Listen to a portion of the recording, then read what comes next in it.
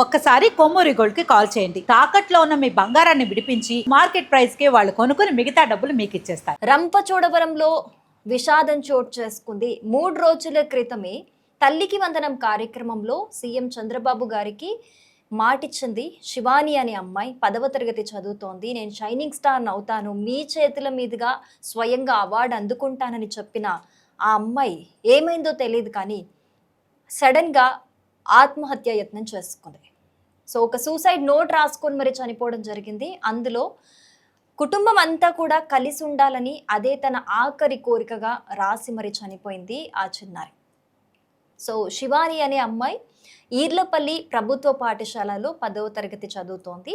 అయితే 24 తారీఖున అక్కడ రంపచోడవరంలో జరిగిన తల్లికి వందనం కార్యక్రమంలో ఈ అమ్మాయి పాలు పంచుకుంది. సో సీఎం చంద్రబాబు నాయుడు గారితో చాలా సన్నిహితంగా మాట్లాడి, సార్ నేను ఖచ్చితంగా మీ చేతుల మీదుగా అవార్డు తీసుకుంటాను, నేను షైనింగ్ స్టార్ అవుతాను అని చెప్పి ఇన్స్పైరింగ్ వర్డ్స్ చెప్పింది. అలాగే ఆయనతో కలిసి భోంచేసింది, సెల్ఫీ దిగింది. సీఎం చంద్రబాబు నాయుడు గారు కూడా చాలా మంచిగా స్పందించి నువ్వు ఖచ్చితంగా నాకు రెగ్యులర్గా రిపోర్ట్ చేయాలి అన్న విధంగా కూడా ఆ అమ్మాయిని ఎంకరేజ్ చేస్తూ మాట్లాడారు. సో ఆ అమ్మాయి ఒక ఉన్నత స్థాయికి వెళ్తుంది అని ఆయన ఆశించారు. కానీ ఏం జరిగిందో తెలియదు, కానీ 3 రోజులు తిరిగి చూడకముందే ఆ అమ్మాయి ఆత్మహత్య యత్నం చేసుకుంది. సో ఒక్కసారి ఆ లెటర్లో ఏముంది, ఏం జరిగింది అనేది ఒకసారి చూద్దాము. అమ్మ చాలా సారీ, అమ్మ నా కోసం చాలా కష్టపడ్డావు, డాడీ నీ డ్రీమ్ నెరవేర్చలేకపోతున్నా, నా డ్రీమ్ కూడా ఫుల్ఫిల్ చేయలేకపోతున్నా. డాడీ అమ్మ నాకు బతకాలని ఉంది, కానీ బతకడానికి చాలా రిగ్రెట్గా ఉంది, చాలా గిల్టీగా ఉంది. అమ్మ నీకోసం నేనేం చెయ్యలేను, డాడీ నేను నీకేదైనా సాధించి చూపించాలని ఉంది, కానీ నేను ఇంతకు మించి తట్టుకోలేకపోతున్నా. నాతో ఈ బాధ ఒక్కదాన్ని మోయటం కావట్లేదు. నేను చనిపోయాక నాపై ఎవ్వరు కోపడకండి డాడీ, నన్ను మీరు ఎప్పుడు లవ్ చేస్తూనే ఉండండి. అమ్మ బాయ్, అమ్మమ్మ జాగ్రత్త, అన్నయ్య డాడీ మాట విని బాగుపడు, చెడ్డ పనులు చెయ్యకు, అన్నయ్య వదిన అమ్మ అమ్మమ్మ మీరు ఎప్పటికైనా కలవండి, ద్వేషించుకోకండి. ఈ లెటర్ రాసి ఆ అమ్మాయి సూసైడ్ చేసుకోవడం జరిగింది. అయితే ఎందుకు ఆ అమ్మాయి అసలు ఒక 3 days బ్యాకే అంత యాక్టివ్గా ఉన్న అమ్మాయి, నేను ఖచ్చితంగా జీవితంలో ఏదో సాధించి చూపిస్తాను అని చెప్పి ధైర్యంగా ఉన్న అమ్మాయి 3 రోజుల్లో ఏం జరిగింది? సో దీన్ని బట్టి చూస్తే మనకు అర్థమవుతోంది, ఫ్యామిలీలో ఏవో చాలా డిస్టర్బెన్సెస్ ఉన్నాయి. ఆ అమ్మాయి అవి చదువుకుంటున్న వయస్సులో అవి తీసుకోలేకపోయింది. చాలామంది కుటుంబాల్లో మనం ఇలాంటి సిచ్యువేషన్స్ చూస్తూ ఉంటాము. చాలా గొడవలు జరుగుతూ ఉంటాయి. తండ్రి తాగి రావడము, లేకపోతే ఇంకా ఏదో, లేకపోతే ఇంట్లో ఇప్పుడు మాట్లాడుకున్నట్టు అన్న వదిన మధ్య గొడవలో, ఇంకేమన్నా గొడవలు, ఫినాన్షియల్ ఇబ్బందులు, ఏవో ఒకటి ఇంట్లో తరచూ గొడవలు జరుగుతున్నప్పుడు ఆ ఎఫెక్ట్ అనేది ఖచ్చితంగా చిన్నపిల్లల మీద పడుతుంది. పడదు, పిల్లలకి ఏం తెలియదులే అని అనుకుంటారేమో, కానీ అలాంటి చిన్న చిన్న గొడవలైనా సరే పిల్లల మైండ్ మీద చాలా ప్రభావం చూపిస్తాయి. అందుకు ఇదే మెయిన్ నిదర్శనం ఇదే అని చెప్పుకోవచ్చు. ఇందులో మనకి క్లియర్గా తెలుస్తోంది, ఇంట్లో ఏదో గొడవలు జరుగుతున్నాయి, ఆ అమ్మాయి ఏదో ప్రెషర్ ఫీల్ అవుతుంది. ఆ అమ్మాయి దాన్ని ఒక్కదాన్నే ఎవరికి చెప్పుకోలేక మోస్తోంది, ఆ భారాన్ని ఎవరికి చెప్పుకోలేకపోతుంది, వాళ్ళ ఫ్రెండ్స్కి వాళ్ళ కుటుంబ సభ్యులకు కూడా చెప్పుకోలేకపోతుంది. ఆమెలో ఆమె కుమిలిపోయి తట్టుకోలేక ఆత్మహత్య యత్నానికి పాల్పడింది.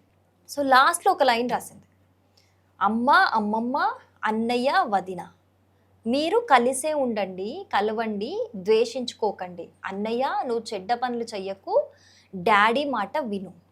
అంటే ఈ లెటర్ విన్నాక ఒక ఐడియా వస్తుంది ఏంటి అని అంటే, చాలా కుటుంబాల్లో చాలా రకాల ఇబ్బందులు ఉంటాయి, గొడవలు తరచూ జరుగుతూ ఉంటాయి.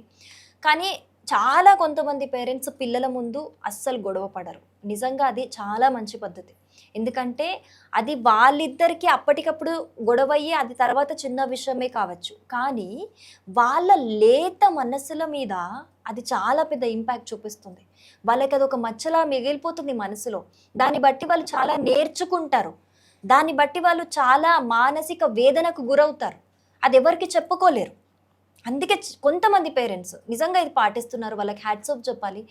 పిల్లల ముందు గొడవ పడరు, ఏది జరిగినా సరే వాళ్ళు మాత్రమే తేర్చుకుంటారు పిల్లలు లేనప్పుడు. అది చాలా మంచి అలవాటు.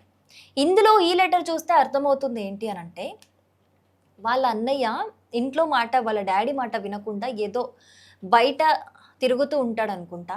ఇంట్లో మాట ఎవరికీ వాల్యూ ఇవ్వకుండా. దాన్ని బట్టి గొడవలు జరుగుతూ ఉంటాయి. వాళ్ళ అమ్మమ్మకి, వదినకి, అమ్మకి, అన్నయ్యకి వీళ్ళందరికీ కూడా దాన్ని బేస్ చేసుకొని గొడవలు జరుగుతున్నాయేమో.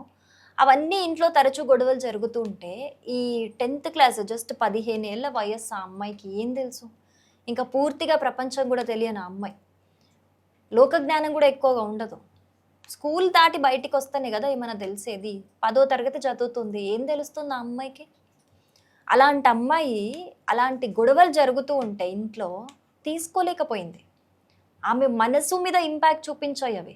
అంటే ఏ పిల్లలైనా సరే కొంచెం ఆహ్లాదకరమైన వాతావరణం ఉండి, వాళ్ళు స్కూల్‌కి వెళ్ళడం, రావడం, ఆడుకోవడం, చదువుకోవడం ఉంటే వాళ్ళ బ్రెయిన్ కూడా చాలా యాక్టివ్‌గా పనిచేస్తుంది. కానీ ఇంట్లో తరచు గొడవలు జరుగుతూ ఉంటే వాళ్ళు చదువు మీద కూడా కాన్సంట్రేట్ చేయలేరు. ఇటు చదువు మీద కాన్సంట్రేట్ చేయలేరు. ఇంట్లో మనశ్శాంతి ఉండదు. ఆ బయటికి ఎటెళ్ళినా ఇంట్లో జరిగినవే మైండ్‌లో తిరుగుతుంటాయి. ఇంకా మనశ్శాంతి ఎక్కడుంటుంది వాళ్ళకి? అంతా మెంటల్ స్ట్రెస్సే గదా! అలాంటి సిట్యుయేషన్‌లో ఇలాంటి ఆలోచనలు రాక ఏం చేస్తాయి? పెద్ద పెద్ద వయస్సు వాళ్ళే 20, 30 ఏళ్ళు ఉన్న వాళ్ళే, అంత మెచ్యూరిటీ లెవెల్స్, అంత అనుభవం ఉన్న వాళ్ళే, లైఫ్‌ను ఒక అంచె వరకు చూసిన వాళ్ళే తట్టుకోలేక ఆత్మహత్యాయత్నాలు చేసుకుంటున్నారు మానసిక వేదన వల్ల. అలాంటిది ఇంత చిన్న పిల్లలు, ఆ స్కూలింగ్ చదువుతున్న పిల్లలు, స్కూల్‌లో చదువుతున్న పిల్లలు ఎంత మాత్రం ఓర్చుకోగలుగుతారు ఇంట్లో గొడవల్ని? అందుకనే ఈ సంఘటన మనకి ఒకటి ఖచ్చితంగా చెబుతోంది.